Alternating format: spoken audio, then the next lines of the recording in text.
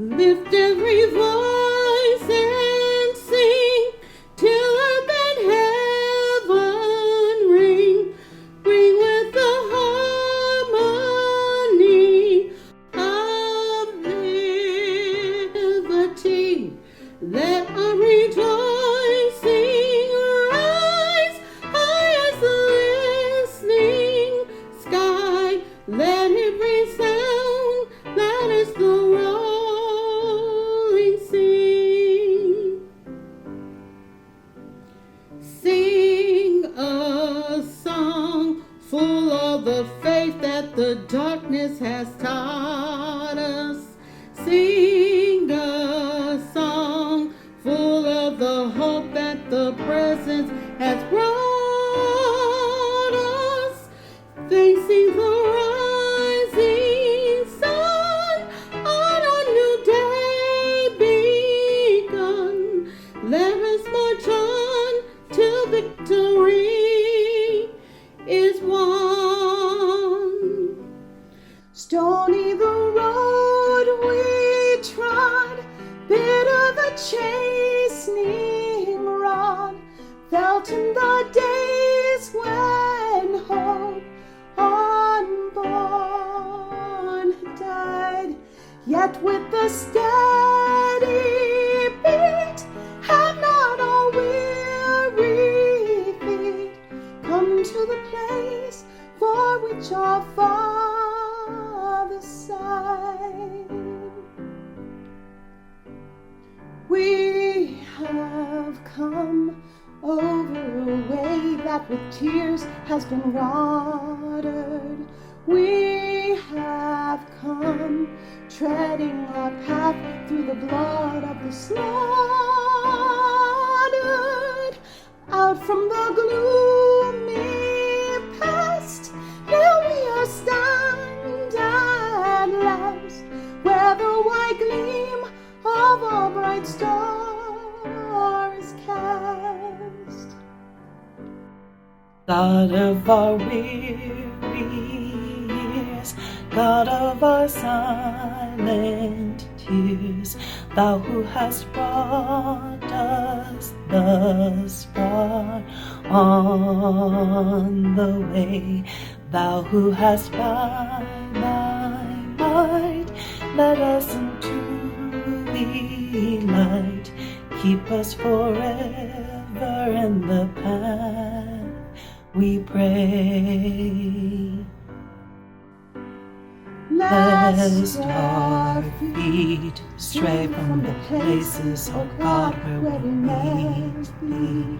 Lest our hearts, drunk with the wine of the world, we forget Thee. Shall we leave Thy hands, may we forever stand true to our God, true to our native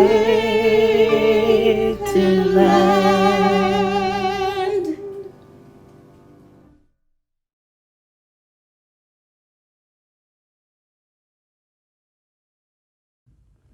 Good morning, First Unitarian Denver. So let me get this out of the way. I know I have a black eye. I promise you, I'm fine. I had a collision with the elbow of a rather large young man in a friendly basketball game last week. All in good fun. As far as I know, there was no damage whatsoever to his elbow. So there, once again, good morning, First Unitarian. Welcome to our online worship today.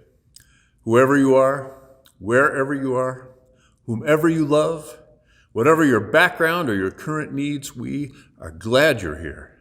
We hope you find among this community the love and belonging you deserve.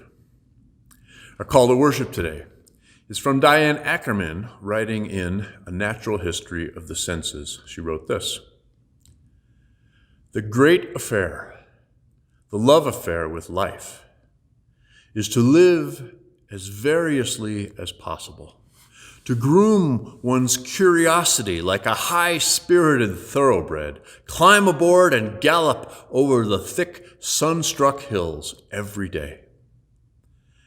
When there is no risk, The emotional terrain is flat and unyielding, and despite all its dimensions, valleys, pinnacles, and detours, life will seem to have none of its magnificent geography, only a length. It began in mystery, and it will end in mystery, but what a savage and beautiful country lies in between.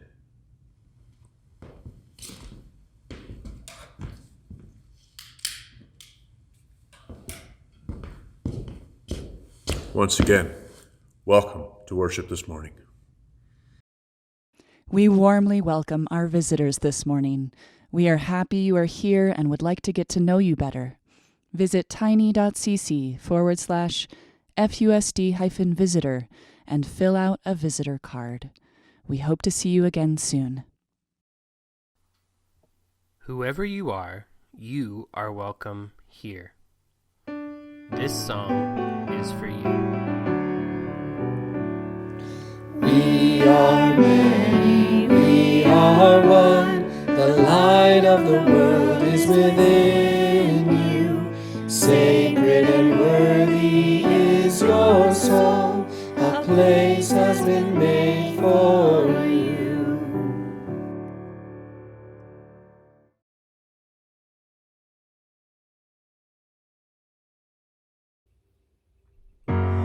I got wind beneath my wings. I think this time I'm gonna make it till morning.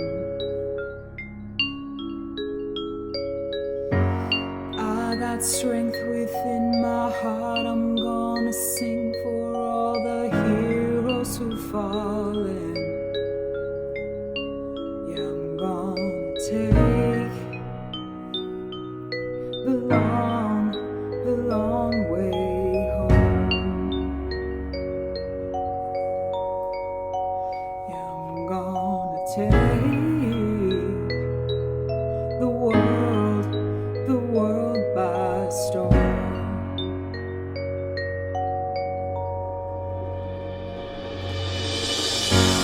We got magic in our bones, just like the stars. We're gonna shine bright and golden. Ooh. We go bang down all the doors, make sure we take back all the things that were stolen. Yeah, we're gonna take the long way home. Yeah, we're gonna take the world by storm.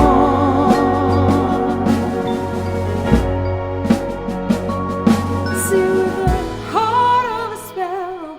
Oh, tell me what arrow could ever bring you down. Yeah. Oh, the escape, it was narrow. What a gift, the courage you found. See with the heart of a sparrow. Tell me what arrow could ever bring you down. Oh, the escape, it was narrow, but what a gift, the courage you found. Yeah, I got stars within my soul. I think the dust is gonna finally settle. Corey, you're as rivers, strong as mountains. We spread love like the flowers give petals. We're gonna take the long way home.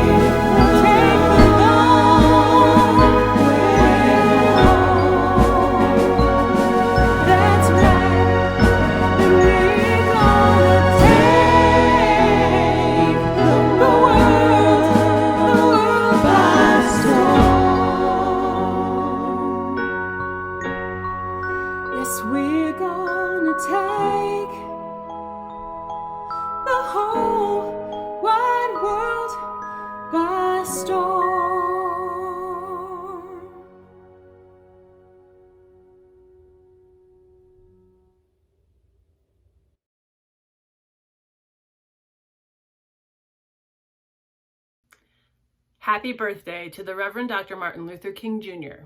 In observance of his birthday and historic life, many of us have a 3-day weekend.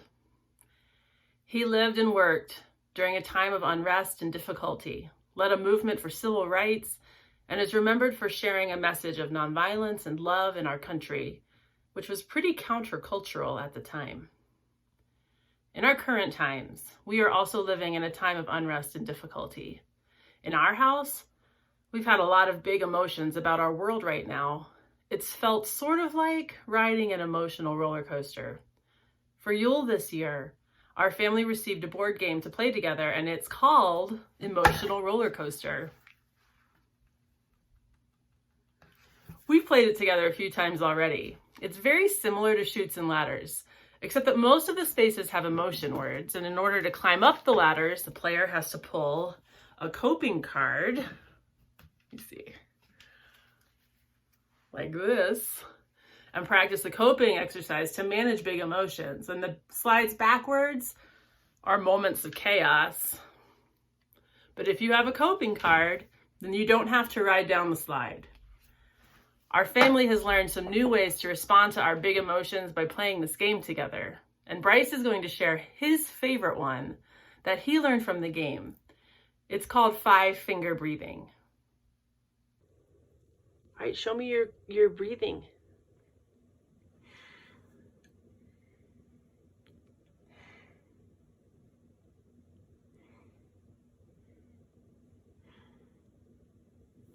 How does that make you feel? Good! How are you handling your own emotional roller coasters? Returning to virtual church definitely had me sliding down the chaos drop a few days ago. Coping with big emotions is something we all have to practice, whether we're playing a game or not. And it's important and helpful to be able to recognize our emotions when they show up and name them and know what choices we have to host them and then release them. How many emotions can you name? When I think of the Reverend Dr. Martin Luther King Jr., I think of hope. He believed that our culture could shift and change for the better. His words encouraged feelings of hope in others who also wanted to see justice and equity in our country. Along with hope, people who work for justice can also feel anger, sadness, frustration, fear, joy, disgust, surprise, and confusion. Justice work can feel like riding a roller coaster. Coping with the ups and downs is often easier when we have others with us in a community that cares and will practice coping with us together. I hope this weekend that you are able to breathe, to feel hope, and know that this community cares about you through the ups and the downs of living in the here and now.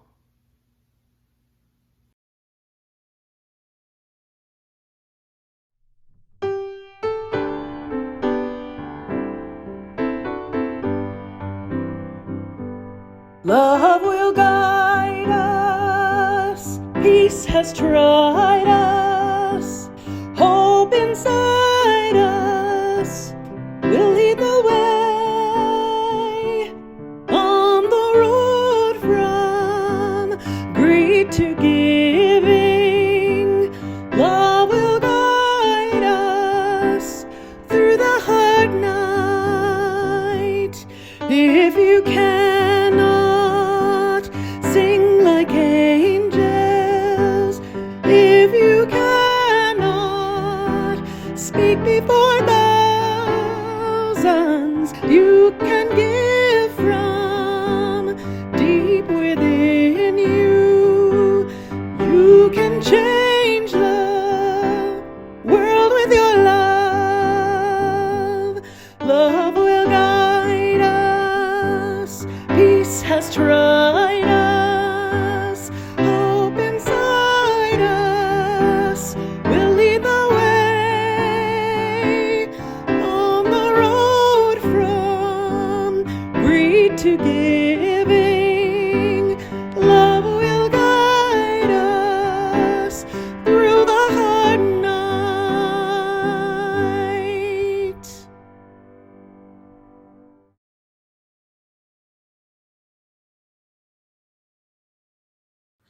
Hi, my name is Deborah Brown, and I'm the Executive Director of Good Business Colorado. I'm super bummed that we can't be there together in person, but hope this will be the start of a conversation that is interactive and two-way. I actually had the privilege of working for a filmmaker, and we got to work with Unitarian Universalists around the country, and I always met the most incredible, inspiring, smart, and caring people. So I hope for the opportunity to be together in person in the near future. In the meantime, I am really grateful for the opportunity to introduce you to Good Business Colorado. We're an organization of values-driven businesses working to build a more prosperous, equitable, and sustainable Colorado. We've been around for just over 4 years, and we have 400 members in 29 counties across the state. And despite the industry or the size or business acumen, the glue that holds our members together is this belief that there's more to business than maximizing profit, and that we really have a responsibility to be good stewards of the environment, to take care of our employees and our communities, because we know that our businesses can't thrive unless our communities and our employees are thriving.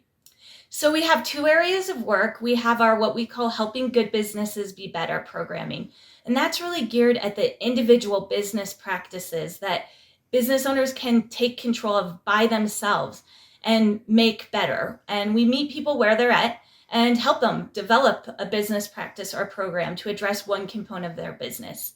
So things ranging from working with business owners on successfully employing justice-involved individuals to decreasing their carbon footprint, or even a trauma-informed approach to sexual harassment in the workplace.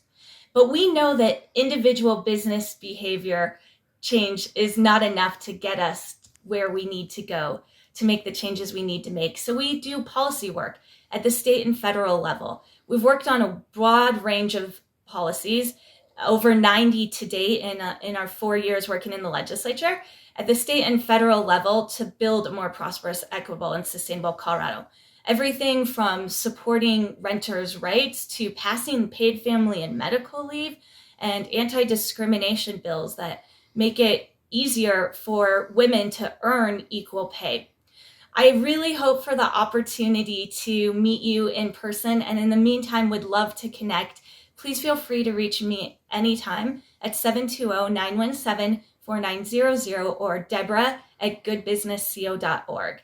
I really look forward to hopefully connecting in person sometime in the meantime. Thank you so much for your time and consideration. Make a contribution to Good Business Colorado by logging into your Breeze account, clicking on Give Now, and selecting Give to Giving in Action from the drop-down menu. Contribute anytime at tiny.cc/FUSD-give. Please give as generously as you are able, and thank you for supporting worthy causes in our communities.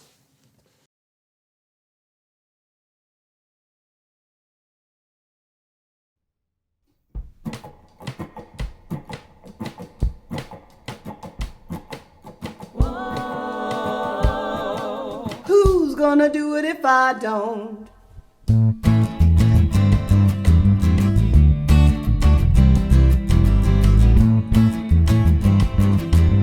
Sick and tired of feeling sick and tired. This ain't heaven, help us. This ain't my words might get me fired. This ain't heaven, help us. What a terrifying time to raise our voices. This ain't heaven, help us. Do you see I'm not left with many more choices? This ain't heaven, help I got us. to put it into action. Action, Action. action, Doing it A to Z until I get myself free. action, Action. I don't care if you refuse to see. I got to put it into action. action, Action. action. Sit up, it's a sign of an emergency. Action. Action. Who's gonna do it if I don't do it?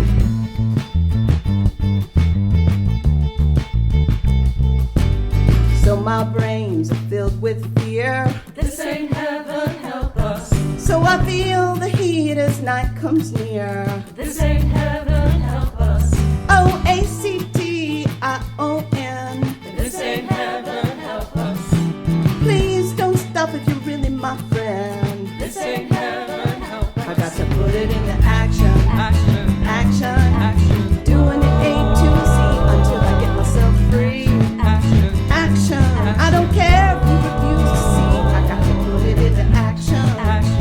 action. Consider this a sign of an emergency. Action. Who's gonna do it if I don't do it? I'm tired of being scared. I'm so tired of being scared. I'm scared for my children. I'm scared for our children. I'm tired of being scared for our mothers and fathers and sisters and brothers. A-C-T-I-N-G. Gotta share the truth that's inside of me. This is an emergency. Of the highest and the fullest and the final degree. I'm still trying to be free. Don't let this separate you and me. Oh, please. Who's gonna do it if I don't do Put it? it into action. Action. Doing it A to Z until I get myself free. I don't care if you refuse to see. I got to put it into action. Action. Consider this a sign of emergency. I want action. Action. Who's gonna do it if I don't?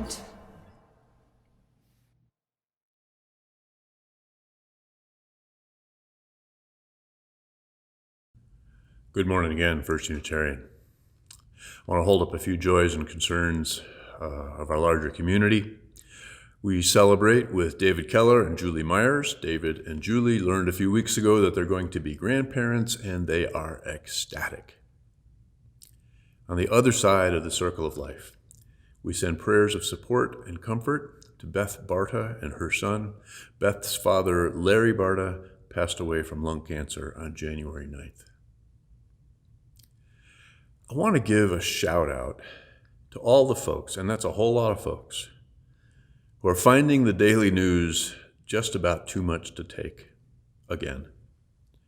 And I'm going to suggest again that if all that political weight and the lies and the rhetoric and the blatant disregard for democracy and the rule of law, if all that is disturbing to your soul or to your sleep, take a break. It's okay. Your emotional well-being is worth it. Don't give them the honor of your attention or your misery even one more second than is needed. And lastly today, probably the most important thing I need to share with you today. I need to share some news that is both good and bad. Bad for First Unitarian, good for St. Francis Center, and for our beloved Glenn Barrows. Glenn has accepted another job. He'll be setting up information technology for the St. Francis Center and will be leaving employment at First Unitarian at the end of the month. Please send Glenn some love and good wishes. I have nothing but gratitude for his service to this church for the past 12 years, his personal friendship to me. I'm going to miss him terribly, as will many of us, probably especially the staff, but we absolutely wish him well and wish him every success. So our prayer today, partially in honor of Martin Luther King Jr. Day, which is tomorrow, is a poem by Amanda Gorman, and it's called New Day's Lyric. I hope I can do it justice. May this be the day we come together. Mourning, we come to mend. Withered, we come to weather. Torn, we come to tend. Battered, we come to better. Tethered by this year of yearning, we are learning that though we weren't ready for this, we have been readied by it. We steadily vow that no matter how we are weighted down, there must always pave a way forward. This hope is our door, our portal. Even if we never get back to normal, someday we can venture beyond it, to leave the known and take the first steps. So let us not return to what was normal, but reach towards what is next. What was cursed, we will cure. What was plagued, we will prove pure. Where we tend to argue, we will try to agree.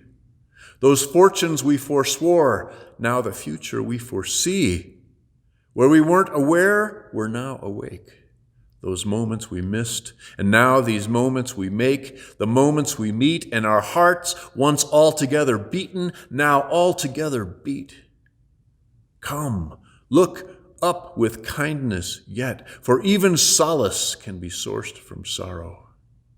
We remember not just for the sake of yesterday, but to take on tomorrow. We heed this old spirit in a new day's lyric. In our hearts we hear it. For auld lang syne, my dear, for auld lang syne. Be bold, sang time this year. Be bold, sang time. For when you honor yesterday, tomorrow ye will find.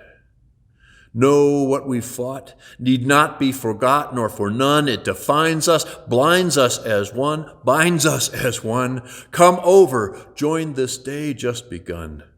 For wherever we come together, we will forever overcome. Amen.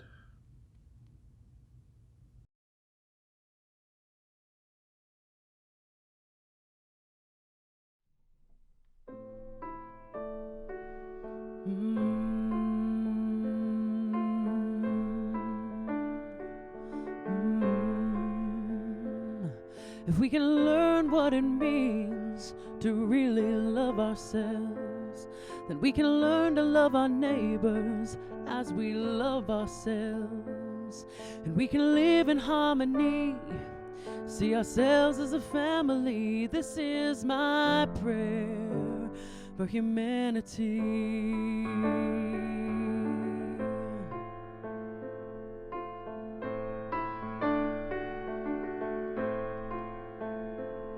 That we respect our women and protect our girls, that they feel safe in every corner of the world, that we can live in harmony, see ourselves as a family. This is my prayer for humanity.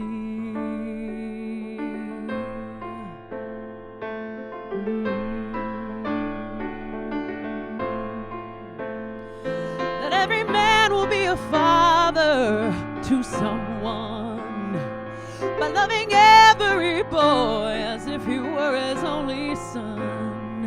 That we can live in harmony, see ourselves as a family. This is my prayer. This is my prayer for humanity.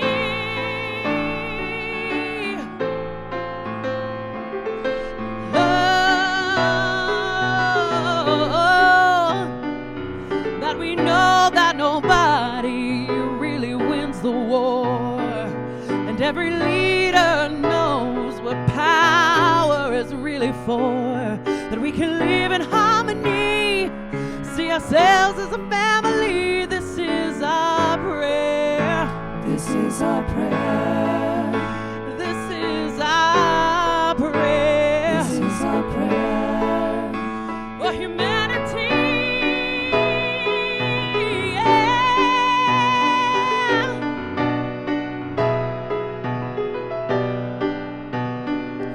Every man, woman, boy, and girl will hear these words all across the world. And every man, woman, boy, and girl will hear these words all across the world. And every man, woman, boy, and girl will hear these words all across the world. This is my prayer. This is my prayer for humanity.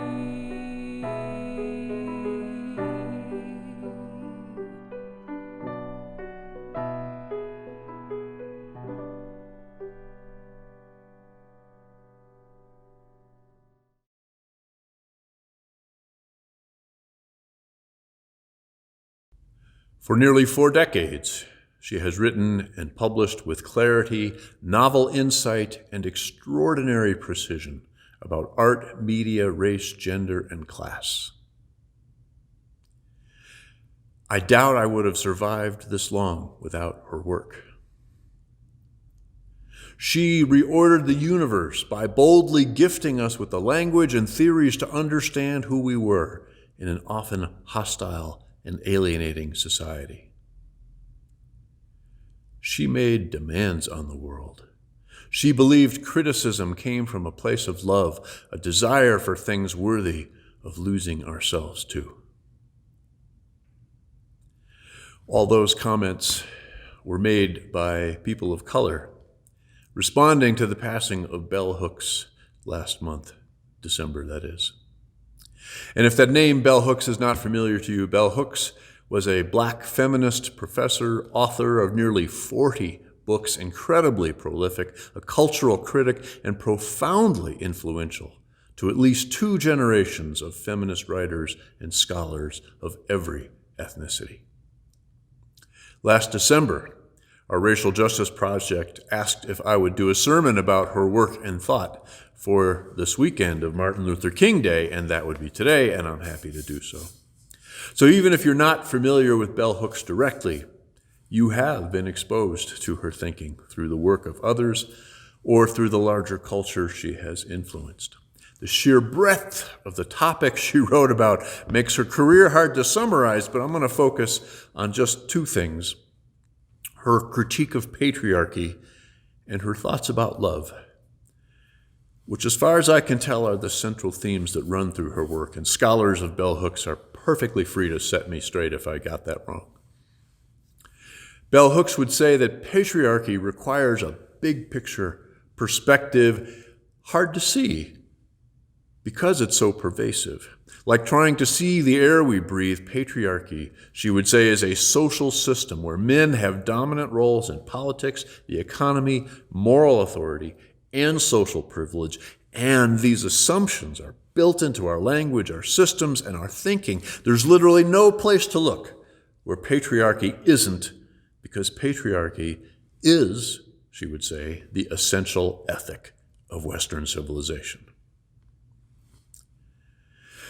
Bell Hooks was part of the wave of feminism that not only identified patriarchy, what Betty Friedan once called the problem that had no name, but recognized that patriarchy hurts men as much as it hurts women, and that women have their own role in perpetuation of patriarchy. She writes of how patriarchic thinking fits and enforces this culture of war and militarism, where boys are raised to not express or even acknowledge their feelings, to emphasize violence, to overemphasize sex, to objectify other living things. She writes of how this has created generations of men who are emotionally stunted, deeply unhappy, unable to love. She writes of how literally every system and ethic and culture rewards these qualities, both socially and materially, and simultaneously those who are willing to go out against or speak out against those qualities find it costly, both socially and materially. Here's a quote from Bell Hooks. "Again and again, a man would tell me about early childhood feelings of emotional exuberance, of unrepressed joy, of feeling connected to life and to other people. And then a rupture happened, a disconnect, and that feeling of being loved, of being embraced, was gone. Somehow the test of manhood, men told me, was the willingness to accept this loss, to not speak it even in private grief. Tragically, sadly, these men in great numbers were remembering a primal moment of heartbreak and heartache, the moment that they were compelled to give up their right to feel, to love, in order to take their place as patriarchal men." Unquote.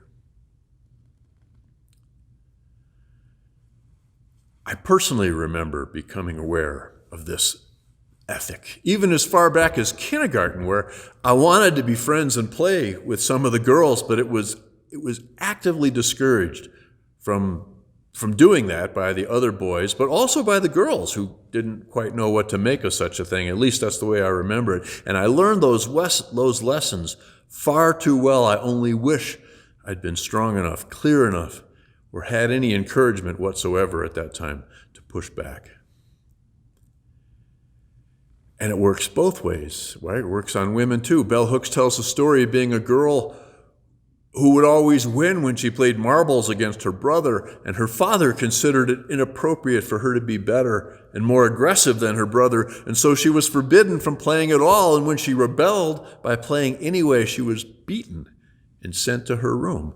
Nearly everyone I know has a story like one of those two I just told. These are all part of the framework, right? The culture, the ethic, the recipe that leads to the fact that men are primarily responsible for partner abuse, for domestic violence, for rape, for being serial killers, for being mass shooters. Boys learn early, I certainly did, that anger and violence are really the only universally approved emotions for men and boys to express. The miracle, according to Hooks and other people who study this stuff, the miracle is that so many men manage to grow up as emotionally whole and unviolent as they almost always do. Still, Bell Hooks asks all of us to try and recall, like, the last time a man talked openly about their innermost emotions, or was able to be fully present to someone else who was sharing their innermost feelings. The reality in our culture is that by and large, with notable exceptions, of course, men are not comfortable doing that, and in many cases, don't even know how. I remember being an adolescent, and I remember listening to my older sisters who were teenagers talking about some of the horrible experiences they had had with boys, and I remember having two thoughts in rapid succession. The first was that, holy cow, like being a boy meant I could get away with being a real jerk, and I could get away with it. And the second thought I had was that I never, ever wanted someone to talk about me or be hurt by me the way my sisters were talking about and had been hurt by those boys. Now, to be clear, I'm not saying I've been entirely successful at that. I'm not saying I've never been a jerk. I'm not saying I've never hurt anyone. I'm just sharing a moment of realization. I remember the first men's group I was lucky enough to be part of. Only 4 of us. It was a very small group from widely different backgrounds, but I will never, ever forget the time all 4 of us sat and cried together. I was in my late 20s, and I am positive that until that moment, it had never even entered my mind that such a thing could even happen. There are ways in which that moment changed my whole life. One of the points that Bell Hooks makes repeatedly in different ways is how patriarchy teaches men to crave sex but not love. She wrote, as another quote, "Many men seek out sex as they believe it will fulfill their need for love. Men are taught to think of sex as a natural desire determined by their biology, but not to consider love the same way. They believe they can have sex without love, but not the other way around.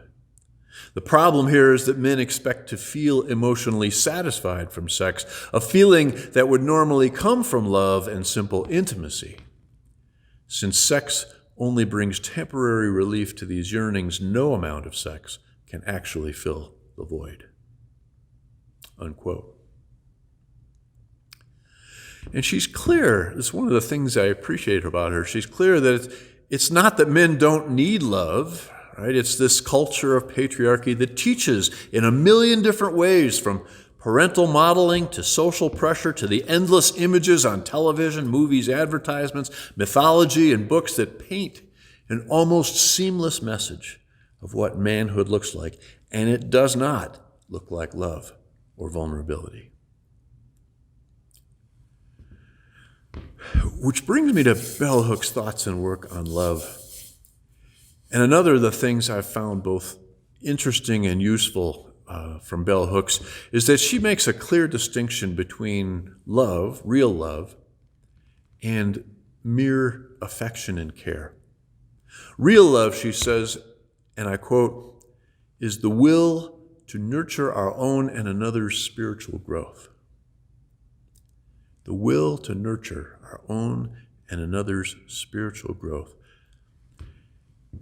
She is equally clear that love is never just a feeling, right? But can only be an action, an intention, a decision. And she goes to great length to demonstrate that anytime, anywhere, at any level, that there's violence or the threat of violence, abuse or the threat of abuse, manipulation, gaslighting, lying, and neglect, that's not love. That's not love. She writes of how in her own family of origin there was plenty of affection and care. But by her own definition, there was hardly any actual love. And how it was made clear to her that the cost of receiving that basic affection and care was obedience and compliance and fitting into established family, gender, and social rules of small-town Kentucky. She writes of how her own intimate relationships with men and the relationships of most of her friends and colleagues contain plenty of basic affection and care, but how rare it is for families or even intimate couples to extend themselves towards another's spiritual growth, independent of family, gender, or social roles. Patriarchy, she says, makes real love almost impossible. Sends us down all manner of false paths and obsessions for things and relationships as we seek to fill the hole in our souls that only real love can fill. Realizing this, realizing what real love is and deciding to act on it, she says, this is precisely the pathway to untangling and healing the wounds of patriarchy in both women and men. Difficult, painful even, but she doubts there is any liberation worth having that isn't at least a little painful. And she says, it's not rocket science either, right? The recipe for healing patriarchy and moving towards love, these are well known in therapy and psychology and healthy spirituality. Men, she says, must become aware of their feelings in order to heal, and women must find ways to welcome this. Bell Hooks writes of her own intimate relationship when she asked her partner to share his feelings, and when he did, she began interrupting him and making him stop as she began to cry. And in this way, she herself, she says, uncomfortable with the pain he was communicated back to her partner that it was better for him to hold his feelings inside. Secondly, there has to be a commitment to honesty, especially to emotional honesty and emotional integrity. Bell Hooks devotes whole chapters to this as she points out how just fundamentally mendacious is patriarchal culture for both women and men, teaching us essentially from birth to construct masks and personas that are more about fitting into our expected family and gender roles than they are about our liberation. And again, modeled and normalized in every conceivable way by culture, art, movies, music, mythology, heroes, heroines, and so on, the mendacity, she would say, is built into the entire ethic of insistent patriarchy. And she says, love cannot be built on lies. Even the lies we've forgotten we might be living, or that we are no longer even aware that we are living. The goal, right, of course, is to be whole and undivided selves, the exact opposite of what patriarchy teaches and requires. Third, and this is remarkably consistent with the teachings of this church, she writes that one of the antidotes to patriarchy is embracing spiritualities and religious practices that honor interbeing and interconnectedness, that emphasize our common humanity, our common origins in the cosmos, our common life with all living things on earth, our common destiny into the mystery of death. All by itself, she says, that much could lead to a reawakening of real love. So we have only scratched the surface of a magnificent mind and spirit of bell hooks. But here on this weekend, when we celebrate Martin Luther King, we observe that the threads that connect Martin Luther King Jr. and bell hooks are strong and they are obvious. In one of his many powerful sermons, Dr. King referred to the three evils of American society, which he called out as racism, materialism, and militarism. And I'm not aware of bell hooks writing or speaking about Martin Luther King, but she frequently refers to racism, materialism, and militarism, pointedly observing that all of these work in a vicious, self-reinforcing circle with patriarchy. Patriarchal culture feeds and empowers racism, materialism, and militarism. Racism, militarism, and materialism give institutional sanction and power to patriarchy. Both Dr. King and bell hooks hold up another way, an ethic of love, of justice and inclusion, or, as I would like to say in our congregation, a hope for salvation in this life, where all souls are sacred and worthy, and the unity that makes us one permeates our consciousness. I'm going to close with a short quote from Martin Luther King that I can't say for sure, but I believe bell hooks would approve of. Dr. King said, "One of the great problems of history is that the concepts of love and power have usually been contrasted as opposites, polar opposites, so that love is identified as a resignation of power, and power with a denial of love. What is needed is a realization that power without love is reckless and abusive, and love without power is anemic and sentimental." And so it is. Amen.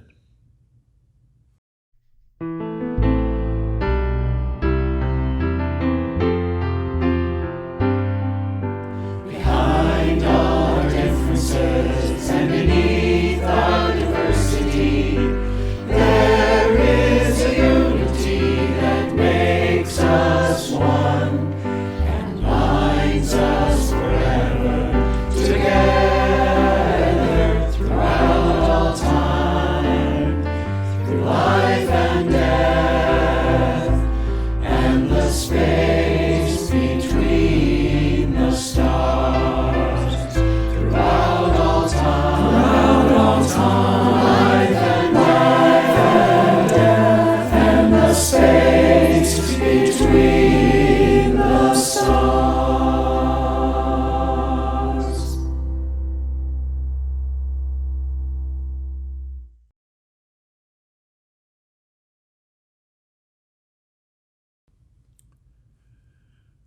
Our benediction today is by the eco-feminist, author, essayist, soul, Sophie Strand. "No, I've not fallen in love.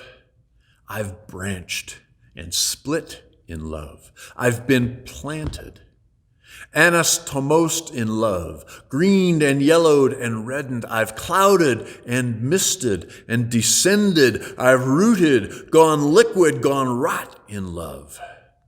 I've not fallen. I've been numerous in love, hyphal lace through peat, rootlets hugging ammonites, handful of samaras flung from the sycamore. I've not been myself. I've not fallen. I've been buried in love, and someday, prickle of spore on a water molecule in love, I will be lifted."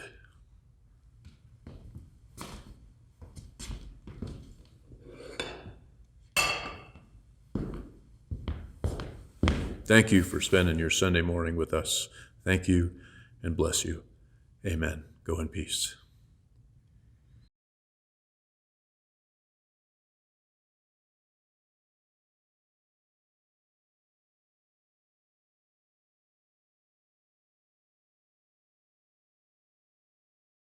I've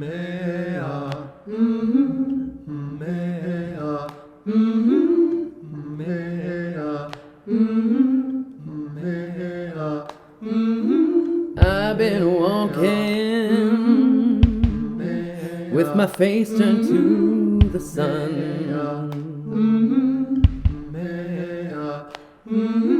Weight on my shoulders, bullet in my gun. Oh, I got eyes on the back of my head, just in case I have to run.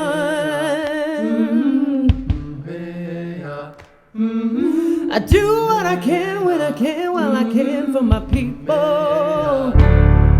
While the clouds roll back and the stars fill the night, that's when I'm gonna stand up. Take my people with me. Together we are going to a brand new home. Far across the river, you hear freedom calling, calling me to answer. Gotta keep on keeping on.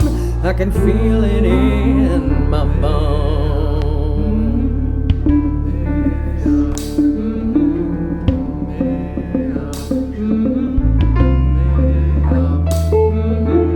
Early in the morning, before the sun begins to shine, we're gonna start moving toward that separating line. And when through muddy waters, you know I got a made up mind. And I don't mind if I lose any blood on the way to salvation. And I'll fight with the strength I've got until I die. So I'm gonna stand up, take my people with me. Together we are going to a brand new home. Far across the river, you hear freedom calling, calling me to answer. I gotta keep on keeping on. And I know what's around the bend might be hard to face, 'cause I'm alone. And I just might fail, but Lord knows I tried. Sure as stars fill up the sky. Stand up, take my people with me. Together we are going to a brand new home. Far across the river, can you hear freedom calling, calling me to answer? Gotta keep on keeping on. I'm gonna stand up, take my people with me.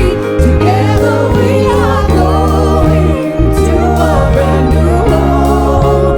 Far across the river, do you hear freedom calling, calling me to answer? Gotta keep on keeping on. I can feel it in my bones.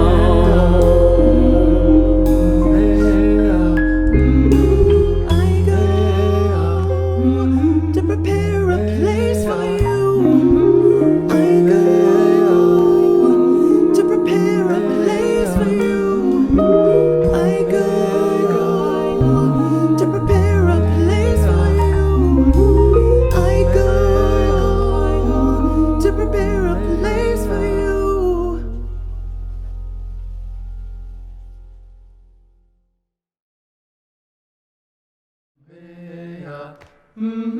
I do what I can when I can, while I can for my people.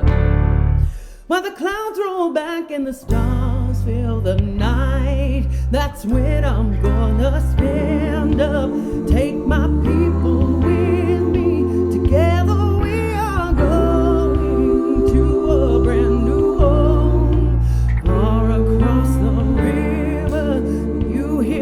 freedom calling me to answer. Gotta keep on keeping on. I can feel it in my bones.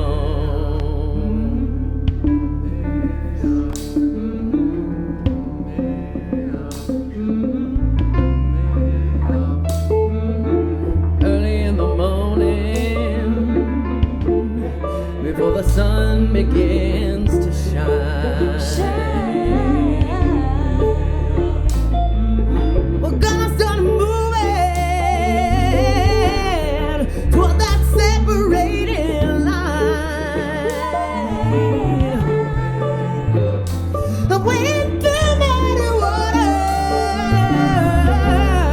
you know I got a made up mind.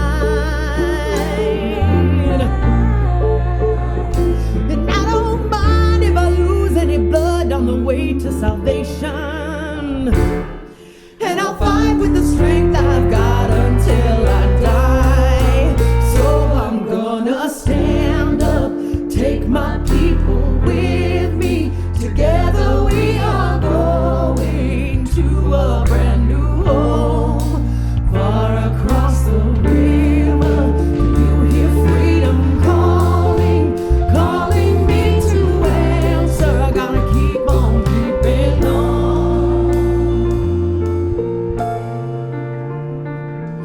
And I know what's around the bend might be hard to face, 'cause I'm alone, and I just might fail.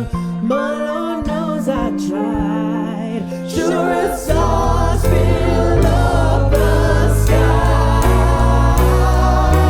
Stand up, take my people with me. Together we are going to a brand new home, far across the river. Can you hear freedom calling me to answer? Gotta keep on keeping on. I'm gonna stand up, take my people with me. Together we are going to a brand new home, far across the river. Do you hear freedom calling me to answer? Gotta keep on keeping on. I can feel it in my bones.